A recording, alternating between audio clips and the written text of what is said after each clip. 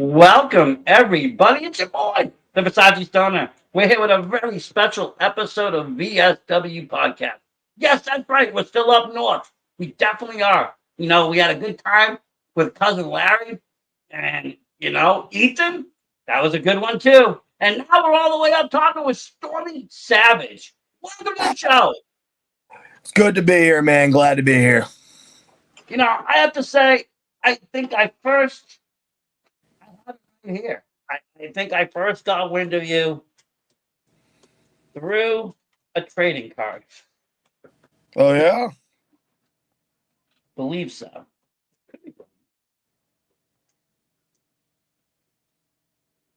But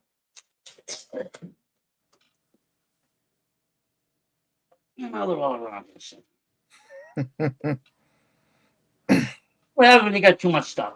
But Let's Wrestle did issue out a whole set, and I saw yours on there, and I was like, "That's cool. You look cool. You look like someone that I could vibe with. I'm a retro wave guy."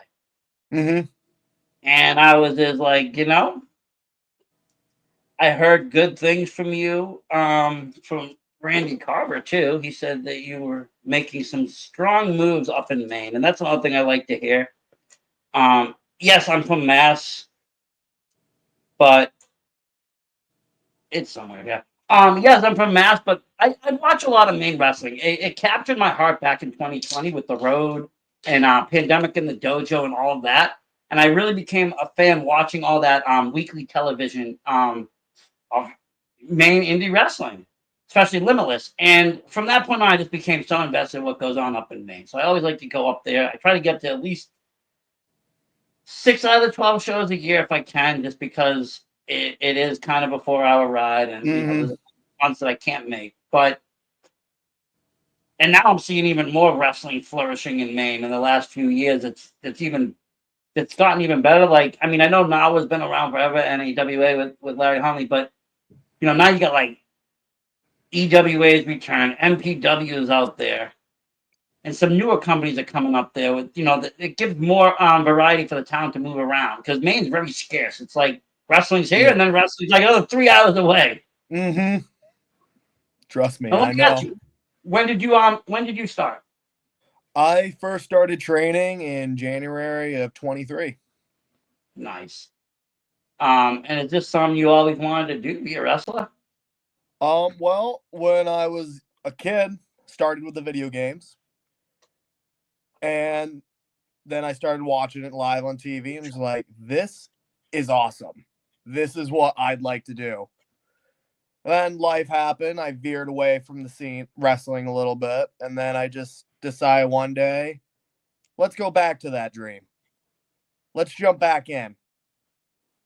I think in this day and age today, where we are, I think if you want to be a pro wrestler, I think the dream is more attainable now than ever, and it's all up to you. You know what I mean? It's up to you how much you want to put into it. Age doesn't really matter, because I've seen people jump in at a late age. I've seen people jump in, that you'd be like, oh my God, they shouldn't be wrestling. They're that old. And it's like, no, they're in good shape. Yeah. It has to do with what do you want to give? How much time do you have to give? How much time do you have to train? Stay, relevant. You can go at any time. You can be like, you know what? I want to do it. And wrestling has almost become, for everyone, not so much the wrestling part, because there is obviously some people that don't like to get physical. But there's also like hundreds of other jobs that can be done in a wrestling show, too. Oh, absolutely. There's plenty of jobs. And I always say that, it takes more than just, the wrestlers to make a show. It takes everybody. You need the ring announcer to draw things in between. You need the commentary team to keep the people at home, going. You need the managers to do their thing. Everybody got to do their part. And that's what I love about, wrestling. It's like a great harmony of a little bit of everything. So when you jumped in 23, where did you end up training at the dojo? Straight to the Limitless Dojo, yeah. Nice. One of the best schools, I think. I can't say the best because then other schools are going to be like, well, what about us? But I can say one of the best. One of my favorite, honestly, wrestlers. I haven't been up there, but I've only heard great things, and I love the talent that comes out of there, the roster. I've been to one Let's Wrestle show because it's about a 6-hour ride. But yeah, I watch it on TV, and I see the guys and girls, and they get to work other shows too, obviously across Maine. Some of them come into New England, some Mass rather. Um, and it's a school that just for me, I mean, I think it's a pinnacle school because I look at Limitless honestly as a top promotion, if not in New England, maybe in the country. And I base that on many things. One, the talent factor, but also the prestige that goes behind it all. Yes, MJF first champion, but that was. But then you have people also that carried it with such prestige, like AG, Danny Garcia, um, Christian Casanova, Alex Price, Big Beef. Channing Thomas did an amazing job. And Boofer right now is taking it to the next level. Oh, absolutely. What got pulled off at Vacation Land Cup was incredible. That show, I had goosebumps the whole show. I had goosebumps also. I was sitting in the fan. I got my wife to come out there and just seeing everything in that setting and the logos and everything and the staging. I was just like, wow, this doesn't feel like a Yarmouth show. This doesn't feel like, one of the more Bangor shows or something else. This is like I'm at either like a WWE house show or like a Ring of Honor show. I'm at something very important right now. And the amount of people that came in there, you think indie wrestling, and people make jokes. You get, the house with like 20 people in it or 14 people in it, but yeah, it wasn't like that night. There was about no. 1,200 people in there, and it was just amazing to see that many people are invested in Limitless Wrestling. It was a tremendous night for the entire company. And I still say to this day, anybody even a part of it should be proud because of what they pulled off. So let me ask you, how was it challenging getting into training? Was it a hard thing to do? No, not really. I already had a weightlifting background, so that kind of just moved myself right in there. I already had a somewhat athletic prowess, so I'm coachable. I did football all through high school, so Yeah. So I mean, it was just a matter of getting, weightlifting, that's your strength training. So probably just adding the cardio when they're getting the conditioning to go the distance. I say what I said earlier because when I was growing up and I wanted to be a wrestler, I did go to a school and the school was kind of like, no, you're not going to be a wrestler. You're too short. And it just turned me off, so I left. And if you fast forward to today, anybody can, like I said, the size and the height don't matter. If you can work it, you can move it, it'll be usable. But I ended up getting into boxing, and that's similar on the conditioning level. You have to stay in heavy conditioning, so you're not gassed in the first 2 minutes of it. Because I've done day trains, I've done some fancy camps. Even simple things like running the ropes and stuff, it can be tasked. What we see on TV or we see in the stand, it's a lot different. Like I remember coming home that day and my ribs underneath were all bruised just from rope running. Oh yeah. So simple things like I said, but everybody makes it look so easy. So that's why I was wondering like how I was training. Because some people are like, training sucked. I hated it. I never liked it. Or some people are like, it was a breeze. I came from, this background or that background. I was just adding in a few more key things. Yeah, I found the first 2 weeks of training to be the hardest for me because my body wasn't used to all that different moving around. So next thing you know, I'm like, it hurts to bench press. Yeah, and I mean, and another thing, I mean, it's a very awkward thing to do to make yourself fall or to let yourself even fall. It's like everything in your existence just wants to stop yourself. You want to put your arms back. You want to put your elbows back. You want to just do everything you shouldn't do. Yeah. So you got to train yourself to just kind of almost trust the mechanics of what's going to happen Mm-hmm. and just let it happen. Otherwise, you're going to be in for a really bumpy ride. I hate to say it. Oh. And they always tell you, make sure you tuck your chin, kid. I've already taught my son that. So when he slips and falls, like the other day, he was on his bike and he fell, and I said, "You okay?" He's like, "Yeah, I tucked my chin." I'm like, "Good."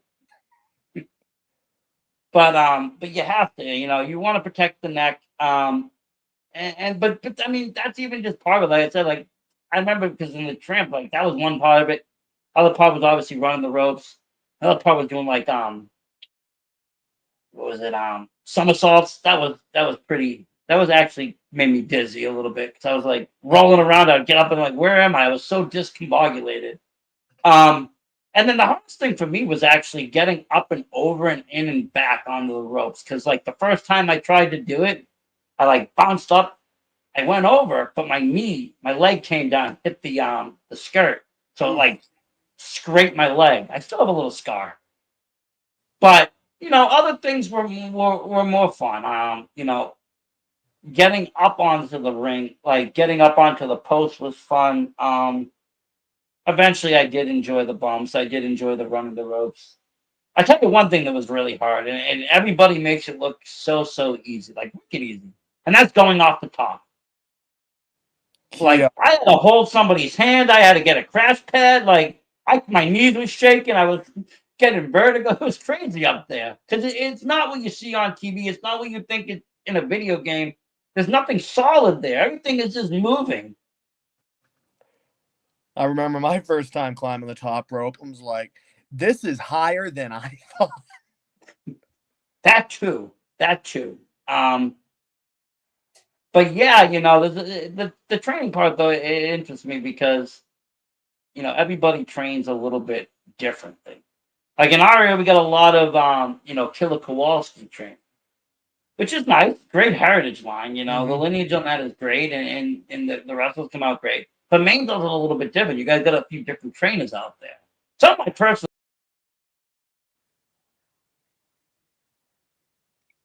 Hmm.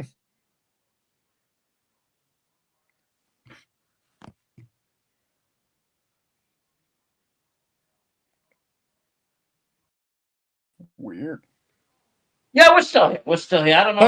It gave me a little thing, and then I did this. It was doing this to me the other day too, and I don't know why. I have to contact them at StreamYard. Um, no, where was I when I was having? So I was like, all of a sudden I looked, and I said I didn't see. But no, but yeah, like I said, up in Maine, you guys got the dojo trainers, and a lot of great people have come out there. Let me ask you, who were some of the people that you got to work with in training? Like other people in that class of yours. We got Big Country Jason Maverick. I got the Donkey Boy Bandit. Woo! Oh yeah. We got Jack J. Cass. We got Samuel Matthews, Lee Miller,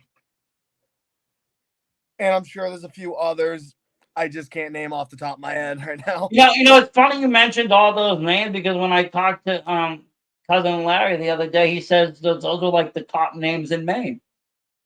Oh yeah, those guys are all over. Although Connor Murphy was added too to that list, but he wasn't with your training class. He was like training class of '08, Yeah. something early. He was early on, but no, yeah, like those are the people right now I see making waves. I like Big Country too. He's just big. He does big things. Like he's one of those brings me back to the '80s kind of a wrestler where you just have big guys that look like wrestlers that shouldn't be doing anything but wrestling. Mm, And then yeah. again, I and that's what I'm saying. Randy messaged me. He was like, because I always ask him, who's hot on the scene right now? Who should I, try to get an interview with? Who should I talk to?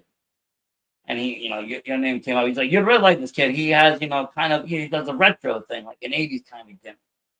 And I'm like, well, me, I got the retro wave. I've been doing that for years. I gotta meet this guy.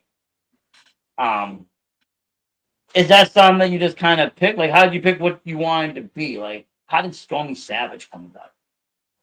Well, it all started with a pair of pit vipers. Nice. And I was at a bar just with the pit vipers on randomly. And out of whim, some guy just called me Macho Man and was like, you right. We're on it. So instead of Macho Man, I'm the Hoochie Daddy. I like it though. I like it. I like it. Um, that's a fun story too. You didn't have to wrestle that night in the bar, did you? Oh, no. This was before I started wrestling. Oh, good. Okay, I was gonna say it wasn't one of those bar fight nights. I bet bar fights in Maine get wild, especially those remote bars. Yeah, they usually get shut down pretty quick. Do they? Well, between bikers and the bouncers also being wrestlers. Well, yeah, that's the thing. Everybody knows how to fight, or they're a biker. It's one or the other. Yeah. That's Maine. Or they smoke pot. They're like me. They just go up there for the pot because it's cheaper than Mass. I go all the way to Lewiston for my weed. It's cheap. Like 4 hour ride to the Dirty Lou. But shit, I'll save like $300-400 every month. Sounds like a steal to me. It is, and I only learned that coming to wrestling and meeting other wrestling fans at shows, and them telling me that I should be buying my weed in Maine instead of Mass. The things you learn just from fans and wrestling is pretty interesting. But I have to say I'm a fan. I'm a fan already now, Stormy Savage. I don't know if I do. You how many matches have you had yet? Have you worked a bunch? Um, Off the top of my head, I don't know exactly. I believe it's under 30 right now. Okay. I worked a lot of the fair shows for Cousin Larry over the summer, Yeah. so that helped me get more experience as I went on. No, and I love that. He was telling me that. He was talking about like he does these shows sometimes it'd be like 10 days in a row. And if people want to wrestle, they can wrestle. They just stay in the fairgrounds and wrestle for 10 days straight. Like that's like 10 days of like it's like a boot camp. It's a training camp. Oh yeah. You'll come out there a better wrestler. But also, I mean, it just sounds cool too. And it was interesting time. I was saying like things in Maine are a little bit different. You come down to Mass, there is no fair wrestling. There is none of that. Everything's in a hall, or everything's really finely put together. I mean, there is other shows, obviously, but I feel like it's more of I don't know. I feel like it's more of a different business. It's weird, like same wrestling business, but I feel like Maine is just I don't know, somehow different. Like when I walk into like the fans are more different. Like when I walk into a like Yarmouth, I'll feel like I'm at home. When I walked even into when I walked to the first Let's Wrestle, I felt like I was at home. Like the fans are just all automatically super friendly and nice. Nobody gets real standoffish at shows I've noticed. I mean, maybe I haven't gone to enough, but at least the ones I've gone to. And the other thing is, like I said, I don't know, something with the passion. Maybe because I don't go up and I don't see these guys, because in Mass, we'll have 3 to 4 shows a weekend. And if you go to 2 or 3 of them, you might see the same people wrestle like 2 to 3 times. Yeah. And then we're doing this every weekend for the month too, because every weekend there's shows. So it's like maybe because I don't see everybody and I get to go and I get more variety. I go to man, I haven't seen these guys wrestling forever, so it's like it's more unique to me. I don't know, something different about it. But so you did a couple of Larrys. You worked Let's Wrestle, obviously. Yeah. Who did you wrestle over there? So my very last Let's Wrestle show this past October, I took on Perry Von Vicious. Nice. The human monster truck. He lives up to his name. Does he? Oh yeah. He's strong, huh? And I've seen him, like I've seen his workouts and stuff, but he just looks like a powerhouse, like a natural powerhouse. Oh, absolutely. I actually did a workout with him when him and Rip Bison came up to the dojo. He showed us their ways they learned in Japan, and I will tell you right now, I was so sore the next 3 days. I have to say that's one of the coolest things. I've watched Perry on the scene since I probably started watching indie wrestling. That was around 2017, 18. I got into indie wrestling. I loved wrestling as a kid, TV wrestling. Like I said, I wanted to be a wrestler.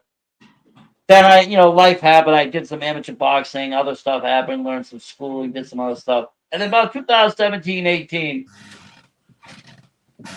I went to an indie show and I saw, something very different to me. One of them being Perry Von Bishop, but I saw wrestlers that were wrestlers. And I mean that in a way of when I went to indie shows as a kid, they were very few and far, but I would go there to see like Honky Tonk Man and Warlord. We wouldn't know who the roster was, or they would just be like all jobbers. There was nobody that had any persona or stardom, Mm-hmm. even local stardom. Just they were nobodies.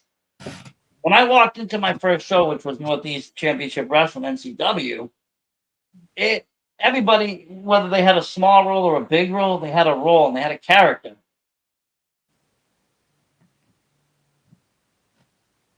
And it blew me away. I was like, wow, like for the after going to a bunch of different shows, I came to the conclusion that the Indies was nothing more, no less greater than any TV wrestling, except it was just missing millions of dollars.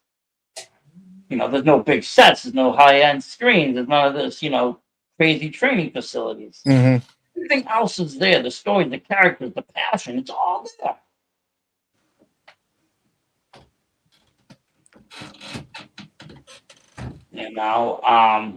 But yeah, Let's Wrestle, that's almost like, I feel like it's like Limitless as NXT in a way. But it's also its own standalone, which is Mm. cool. Like if you never watch Limitless, you can watch this Let's Wrestle and follow it along and beat your own stories and everything. It doesn't, it's its own place. But if you know both, you want to see like the people on Let's Wrestle get up into like main roster or Limitless. Oh yeah, that's my goal. Work my way to the top. You know, um, and those Yamas shows are something special every month. They do something that's just memorable. I've never been to a non-memorable Limitless show. Mm.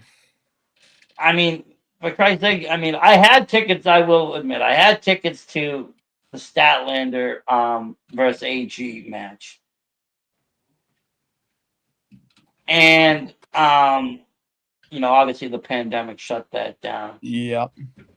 You were lucky though; you didn't get into wrestling until after the pandemic, Yeah. so you got to just go train and go, train and go. But I went to the first show back, and nobody, no matches and no people, nothing was even announced for that show. It was just basically show up. And that place sold out just because people missed Limitless.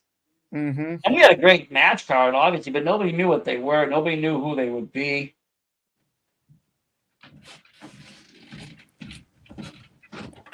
Half the But time, I'm pretty sure Randy could probably just say, "We're doing a show.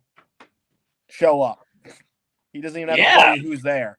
but now it's getting to the next level. Last show you had Zilla on there. Oh yeah. January bringing in Matt Cardona. That The names are getting insane. Not that they, like I said, they started with MJF as champion. He's, been AEW champion. He's top of the game. But, even in this next, show coming up in December, they're doing something that's never been done before, Royal Rumble. I'm definitely hyped for that. And I'm very interested to see, I'm going to be going to it, obviously, but and it's weird because normally I don't go to Maine in December because of usually weather reasons. Yeah. Because I figure it's gonna snow, my car ain't gonna make it. I just will take those months off. But I was like Royal Rumble, and then I'm like Herman. Matt Cardone, I'm like, damn, I might as well just buy snow tires because I can't miss these events. Um, but yeah, it'll be interesting to see how it happens, how it plays out. You know, how everybody comes out. It's gonna be exciting. It's gonna be fun. And who's gonna be in it? We don't even know. Nobody knows. You know, Nope. very little details get released out of Limitless, which is nice. It brings back a time in wrestling where everything wasn't just known. Oh yeah, we ain't You know, got there's people nothing. that already know that like what's gonna happen on the next pay per views of WWE. It's all like so. Everybody knows all the secrets. Who's gonna show up, and it gets released. But on the Hmm. indies, it's still preserved. Kayfabe is still alive most of the time. Oh, absolutely. I love it. You know, and that's what I think makes people thrive. Even such like even your character, Stormy Savage. You know, you come out there, you do your thing. You got to have some fun with it. You know, you're a serious fighter, but you're also you have some fun with the character. And I think that's important too. And I see that a lot with nowadays with people having fun. Um, because I think creativity too. Like I don't know, something in the last year or so, I would say. I noticed, indie wrestling got a bigger boom. Um, I don't know if it's because more eyes and ears are on it. Now it's getting even bigger because of the ID thing. But for the last year, I would say that it's been on a steady incline.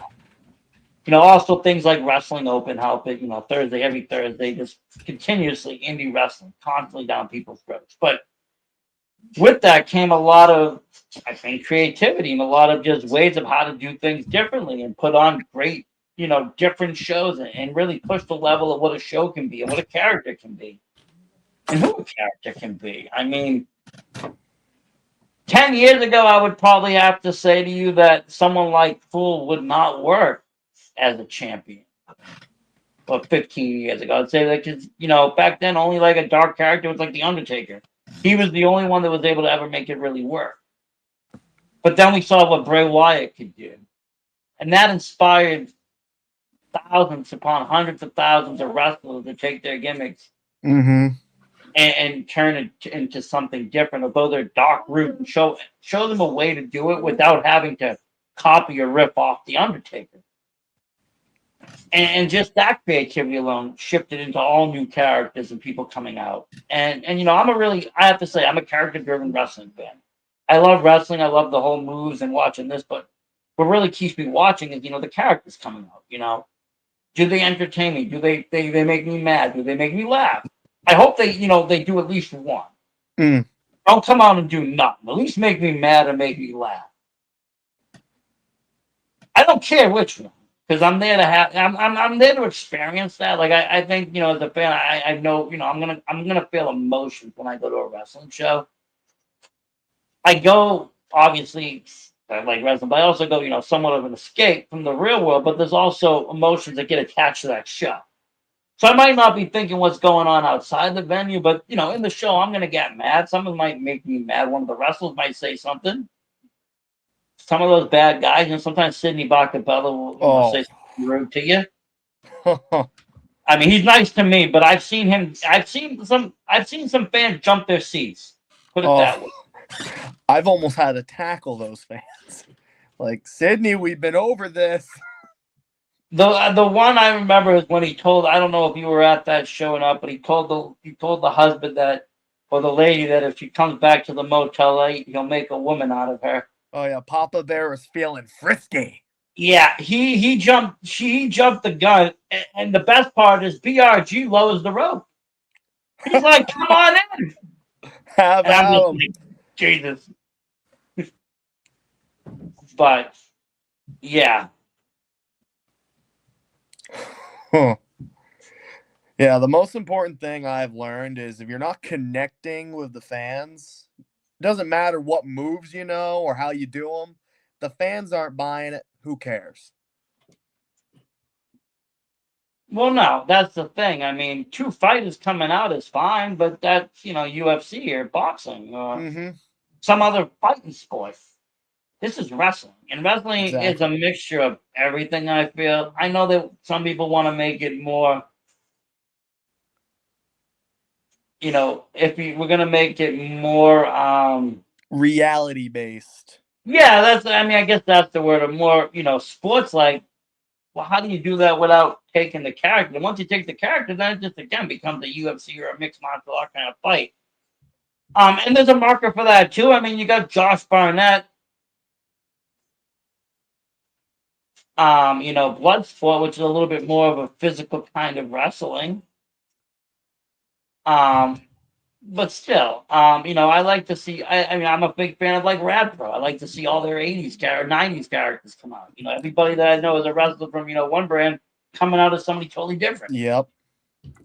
I've only I managed to was a make big it to fan. one Rad Pro show. You're from Maine. He's a legend up there. Luke Robert. He made the Kill City Cup movie. You've seen that. He had a bunch of people from, some people from Maine, some people from all around. He got Brian Cage in that film and everything. He put on like an hour wrestling film. You can see it online for free at YouTube. Kill City Cup. But like Connor Murphy is in there, and you would never know it's him. He plays a character called Zipmunk, and you wouldn't know it's him. It's wild. They made Brian Cage like a half a Terminator. It's insane.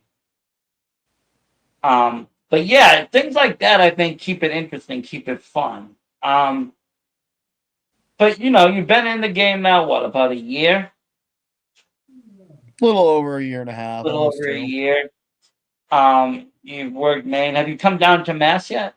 I've worked Proving Ground. Actually, Oh, in nice. September. Nice. I like Proving Ground. Good company. Good I people. actually took on Jason Maverick. Did you? Oh, I'm gonna have to go on IWTV and check that out. I think It's that there. was the night of my. What month did you say? October or September? That was September. You know what? Maybe I did see that. The 21st. September, I think I was there. October, I couldn't go because it was my wife's. But I was running I do a lot of sponsorships, and I sponsored some of these events, so I get a booth, I think, at the September show. So I was sometimes back and forth from the booth. So some of the matches I kind of was like back and forth for. Mm-hmm. But if I remember now correctly, didn't he kind of? Well, he didn't really cheat to win, but he sided with Chad Epic.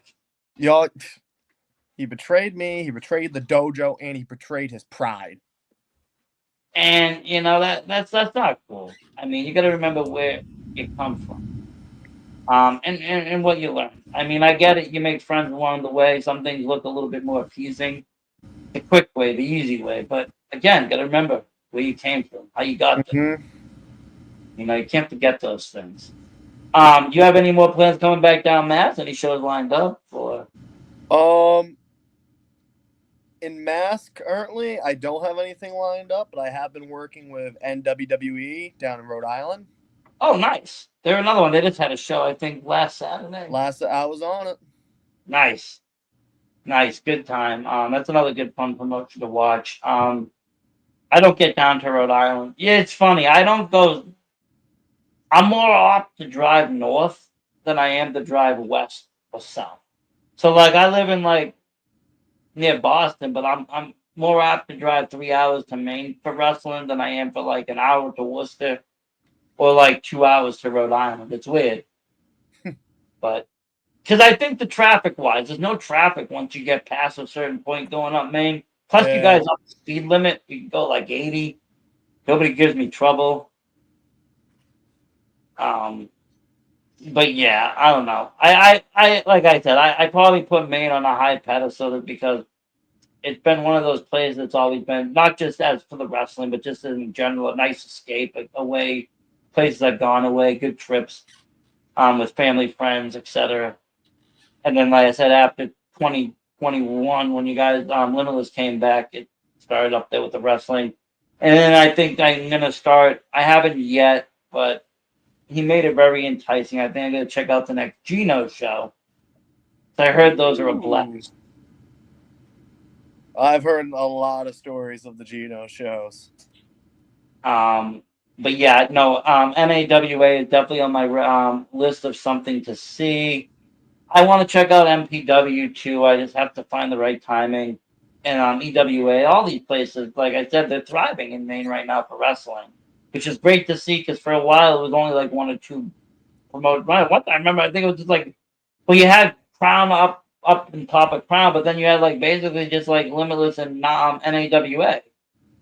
And that's great, but if it's only two shows a month or whatever, that doesn't give a lot of variety to people that don't work outside of Maine Mm-hmm.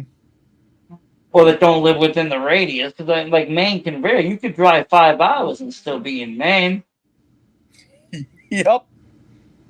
and that's the problem, because you could drive from Rhode Island to Mass in about an hour, or you could drive to Rhode Island to New Hampshire about an hour and a half, but you could drive to Rhode Island to Maine in about 8 hours, depending on where in Maine you got to go. For me, it was a 4-hour drive. That's not bad. I remember though, like I went to a show in Jersey and I saw Dylan Nix out there, and he was like, "Yeah, it was an 8-hour drive, and I'm gonna go home." I'm like, "Okay," but that's gotta be some parts of it too. The fun, the road, getting on the road, driving. If you go with people, if you don't go with people, almost a ritual. It's to some people, what they do before a show. Mm-hmm. But you hear these, especially from like, you'll hear from major stars to little stars, like wild the road stories and stuff. From back in the day, where like people just, they didn't care. I don't know what else to call it, but like you could just get away. Well, first of all, nothing was recorded, so you could get away with shit. Oh Um, yeah. but like some of the stuff you would hear that people did on the road, and you just know could never happen. So you'd be arrested. Like somebody would see you do it. um, but so do you have any other main shows coming up? This Saturday, I got MPW. I'm in a You triple know, threat match. oh, well, else you working there? I'm working Black Rose and Bloody Bill Vox. Oh, Bloody Billy, he's a tough one. I've seen him. He's a hard hitting person. Um, but you know what? He never got. I think by the end of the night, he's gonna be calling you daddy. The Hoochie Daddy. He will be. Oh I yeah. think so. He'll be calling you the Hoochie Daddy. I'm gonna pick him You up and I'm know. gonna put him down. Hmm. But yeah, MPW has been another one that I've been kind of, like I said, following since the beginning, since it started. That I used to have their hardcore champion on. He used to come on, Johnny Primer, um, and you know, talk some stuff. And then I believe you were talking about him earlier. Perry Von Bishop was his first champion Mm-hmm. over there, and he lost to Wesley Pipes, if I'm correct. You are.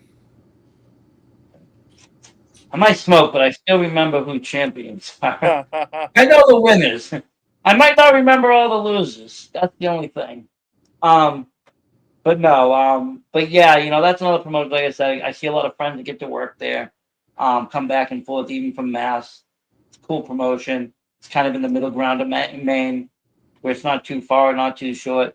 And that's what I'm kind of excited. Like with NA, like if I go to the Geno show, it's only like an hour and 20 minute ride. Mm-hmm. Same distance for me. It's when Either it gets direction. like Yarmouth is like 2.5, and then like when I went to Brewer or whatever, the Let's Wrestle show was like 4.5 hours or something crazy. I don't know. We started seeing Tim Horton signs, and my friend was like, "I think we went into Canada." I'm like, "No, not yet. They would have stopped us." But I did enjoy that. I enjoyed the one Let's Wrestle show that I went to. I wish that they were still doing them in that flea market area because it was huge in there. Oh, that was the best part. But I gotta get to more Let's Wrestle when the next shows come out. Because there was something, like I said, special about those shows too, and the fans at those shows, and the people at those shows that I don't get to see all the time. But I might see at other promotions. I might see at MPW. But now I'm seeing them fight under the Let's Wrestle banner, fighting in different stories, and then seeing top notch people. I mean, I remember when I went there, BRG was there. He was a very good Let's Wrestle champion. Um, he held it with a lot of prestige for a good amount. You know, you know, and that's the thing. It's great to see all these. Like I was saying to somebody earlier, it's great to see all these people making names. Like I remember BRG when years and years ago. He wasn't an MLW. He wasn't a champion. He wasn't doing these great things. All the arcs of people that have like started here and have moved up here that I like watched personally, it's amazing to witness. You yourself in the scene must have seen that too, just from friends or people that you've heard of, or you know what I mean. Mm-hmm. But but yeah, I do love to watch the arc. I love to see how people are going to expand and grow, where they're going to go next. This ID program, where I don't know where it's going to go, but it's grabbing press. It's grabbing some headlines in there, which I think is going to be good for indie wrestling and for the people wanting to strive to do better things. If WWE is the place you want to go, then you're going to want to be ID. That'll be the factor. But it's cool to see them spotlighting this area because I've been saying for years and years that we have the best wrestling in New England. Whether it's Maine, you know, Jersey, Vermont, New York, Mass. Well, I don't really. Well, New York's got good wrestling. I don't really consider them New England though, but you know what I'm saying? That whole stretch there, we have some of the best shows, best talent come from there. And we have, some of the greatest people that have come from here, like, Triple H himself. Yeah. Let's not forget that. Sasha Banks, Kofi Kingston, NEPWA is a great school in New England. They put out a lot of stars.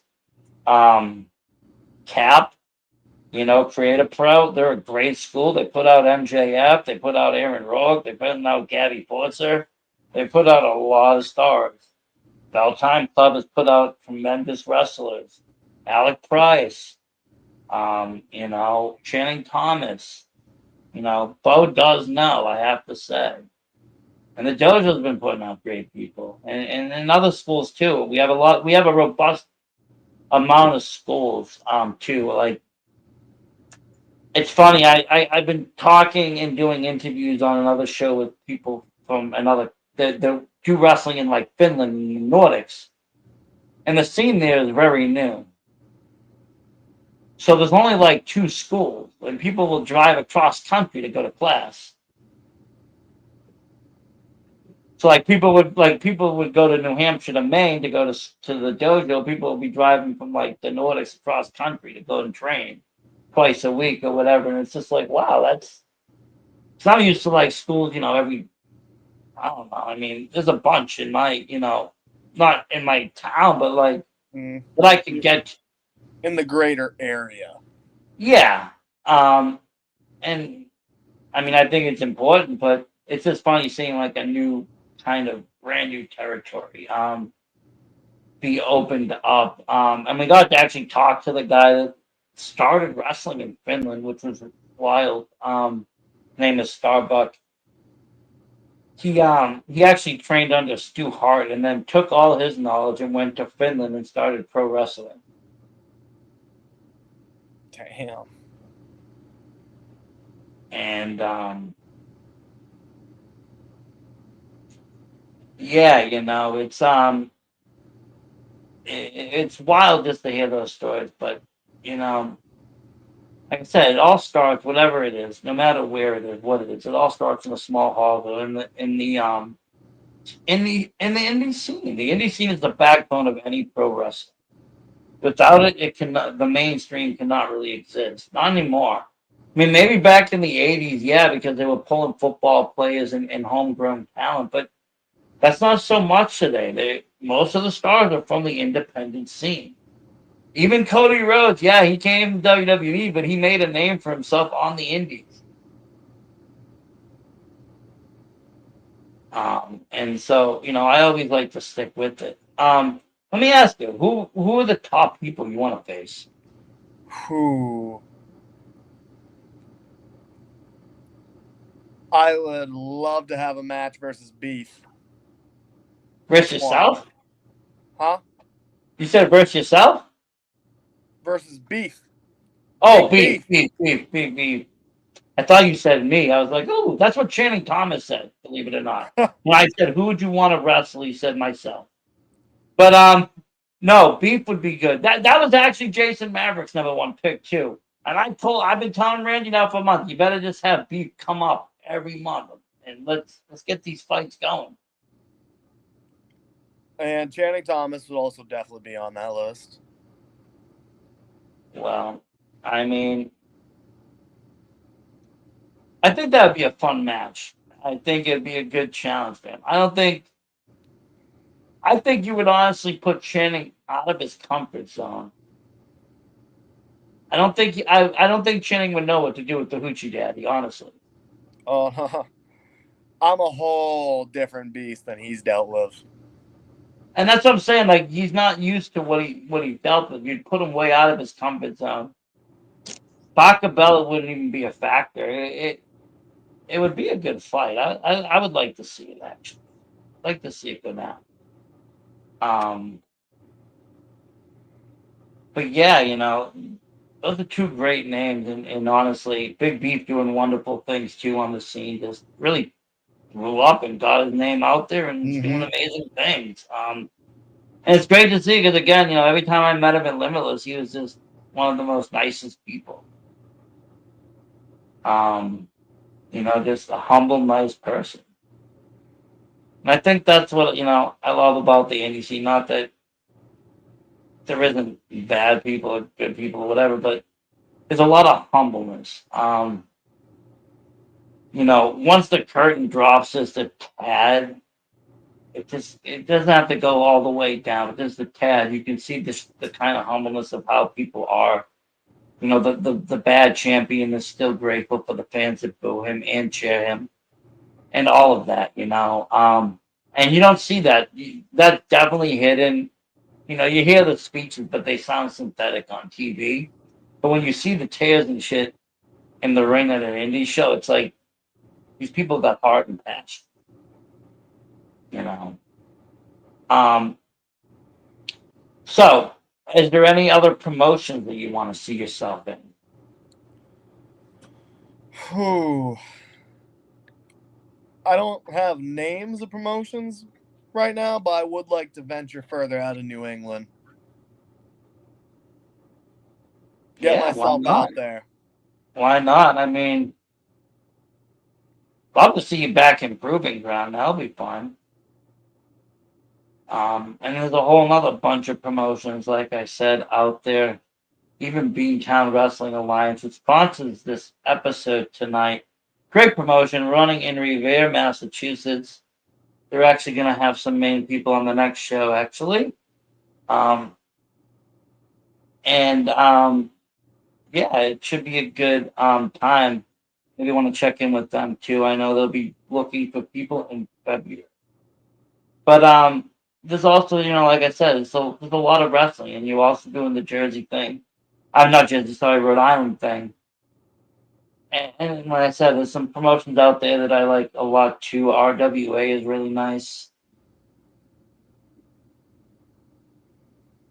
They're a company that started here and brought themselves to like there, and I love seeing that. I love seeing that growth. I love seeing people go the next mile or go the next 10 miles, 15 miles. And even Limitless, I feel like they feel like that because if you look in the old books and the old videos, it wasn't put on as this massive wrestling event, this premier dominant promotion. It was a very humble beginning, honestly. Some of those shows, they were fair shows. They were almost. And it just grew all the way to one of the, like I said, the top level tier of what independent wrestling should look like. And that's impressive, especially in this short time span. I remember when so I remember when Michael Lab put out the first book, and it was just like the first 5 years. And I was like, It's only been 5 years. Like all this has happened, and then what's it been? What was it like the ninth anniversary now? Um, yeah. Yeah, and that was another thing. It's just like wow, but for under 10 years, it's done some amazing feats. Like I said, one being Vacation Lane Cup, and just every other thing they've done. I mean, some of their feuds have been some of the best feuds in pro wrestling. What I saw Love Doug do out there with Ava Everett, I've never seen anywhere else. What I've seen, Becca be able to do out there with Mason, couldn't see anywhere else. You know, it's definitely has its highlight moment. Um, so let me ask you, besides the MPW, do you have any other plans for this year for wrestling shows, or is everything going to be for next year? So at the end of the month, I got NAWA in Fairfield. Black Friday. It's going to be a good show. I believe it will be. Anything Hazard on is a good show. I like Hazard. And as of right now, I got one booking in December for the end of the month, also NAWA. Oh, nice. Nice. I know December's hard. Nobody wants to go out to wrestle. Nobody wants to spend the money. Nobody wants to do nothing. No They one just want wants to to be done with travel. Christmas. They just want to be done with Christmas and get on to January, get on to a Rumble show. Yeah. See, Limits is smart. They're doing the Rumble before January. Yep. They don't have to be in the crowd with everybody else doing their Rumble. But no, that's good. And hopefully we even see you in more places. Now I'm gonna go back and watch some IWTV and check out your matches again. I now do remember the Maverick match, but I want to see the whole thing because I was running back and forth from the booth to the chair. Um, but yeah, like I said, I believe in when he said big things are coming for you. I'm here for the storm, man. I really am. I'm here to ride that storm. I want to see it. Take over. Stormy Savage, the Hoochie Daddy. I like it. I like it a lot, honestly. As I said, I'm a big fan of character, and some characters just stick out more than others. Um, yeah, the class that you were talking about has a lot of good characters in there, I have to say. Donkey Boy is another one. I like him too. Mm-hmm. Um, and I remember why I was very invested with his feud with Drake Lovecraft when Drake stole his hat. That was a wild time. Yeah, it was. But and that's what I'm saying. Like that's when I first realized, like Let's Wrestle is its own thing. It's its own entity. You could think of it as an underbelly, yes, because it kind of is. But it's also if you did not know what Limitless was, it's its own entity that's just describing and has its own fan base. Um, and the stories in there are just as good, and I love to see it. I just do. But yeah, I think this next Rumble, I think it's going to be interesting because, like I said, we have no information on it, which could be anybody. Yep. When you don't see anybody, it could be anybody. Is basically it. They could. I mean, if he's bringing Cardona, he could bring anybody in there, and that's just wild to me. The unknown factor. I think that's what I think draws me most to Limitless is the unknown factor. It's not always predictable. It's actually highly unpredictable a lot of the times. Um, my one of my favorite moments with unpredictability. It was that coming back show, and AG had just returned to the indie scene, but he wasn't, I guess, cleared to wrestle yet or whatever from the 90-day clause. And AC Romero, he did his little intro in the beginning. He said, everything is all good. He gave a wink, and a little bit later on in the match, AG's music dropped. Everybody is just ecstatic. And out comes this shit-eating grin, BRG, Channing Thomas, and Mac Daniels with John Alda, and it was one of the funniest moments in my head. I honestly laughed because they had everybody so worked up to the point that they got real heat probably the whole night.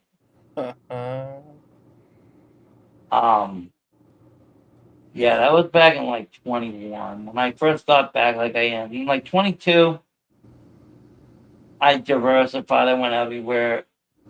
Um, and then 23, I was kind of back to 24. I've been really back to watching a lot of Limitless.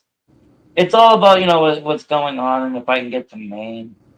I try to catch on IWTV, but it's never the same. It's not the same. Nothing's the same live. Once you go to a live show, IWTV is just a good film. I have to say, it's a good tool because you can watch other shows that you've never been to. Which then that's great. But once you watch a show that you have been to live, then it's like, damn Yeah. it, I wish I was there. Like, what the hell am I doing here? I should have had tickets to the show. Why aren't I there? But that's why you just go everywhere, and then you don't have to worry about that. But I do thank you for your time. It's been a pleasure. Let me ask you, where can people find you on social media?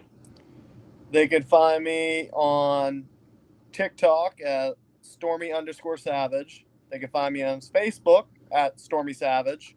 They can find me on Instagram at the_Stormy_Savage. And I Awesome. also have an X at Stormy Savage. That's great. That's great. I love the branding and marketing. That's the way to do it, honestly, is just keep it all the same, keep it simple so people just can find you. Don't make something crazy and every thing different for every platform, because then nobody can find you. I tell that to people all the time. Just keep the same name. I have to commend you on that. It's a good lesson learned. People Mm-hmm. do make it. But thank you again for coming on. I really do appreciate it. And hope to see you soon. Maybe sooner than later. Maybe you'll be in the Rumble. That would be awesome if you come out in the Rumble. Maybe. I have to You say, never maybe know. I would be satisfied. I'd be a satisfied customer that night if Stormy Savage comes into the Rumble. Honestly, I'd really be ecstatic if you won. Then I'd probably make some Ooh. money if you won. I could bet some odds on that. But anyways, get you in there. That'd be great. Though. I'd love to see it. But if not, maybe that MPW show. I might have to try to get there. And you did say now up in December, and then that other one. Where's it? Fairfield. You said Fairfield on Friday the the 13th. Friday the Yeah, 13th, November 29th. I think that is honestly the same night. Wait. Oh, Friday the 13th in December. November. Oh, November. Not Friday Yeah. the 13th. Black Friday. Oh, Black Friday. Yes. No. Okay. No, that's not the same night then. Yes. Oh no, that's the same night I think as NCW. I was thinking something. I was thinking Friday the 13th. I was like, that's the next night for PCW show in December. But yeah. No, I might want to do that. Yeah, I get conflicted because there's all these shows, but then Maine always draws because I always see all these cool, like I said, guys and girls on there that I really want to see wrestle that might not always come to Mass. And I feel like the Mass guys, yes, I love to watch them wrestle and I love them just as much. But if I just wait another week, I might be able to see them again. Where with the Maine guys, I might have to wait another month for some of them.